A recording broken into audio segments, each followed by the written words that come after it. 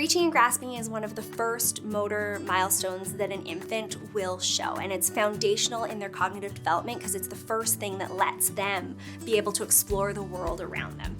And so a simple way to encourage your child to reach and grasp is to take an egg carton and pop some slits in the top of each egg cup. Then you'll take a popsicle stick and you'll pop one in each one. And these can just be the popsicles that you have left over from your summer barbecue, all washed off. So you can get this learning happening with things you already have around the house. And you'll pass it to your child and you'll get them to shake it around, pull them out. If your kids are a little bit older, re-threading is really good hand-eye coordination.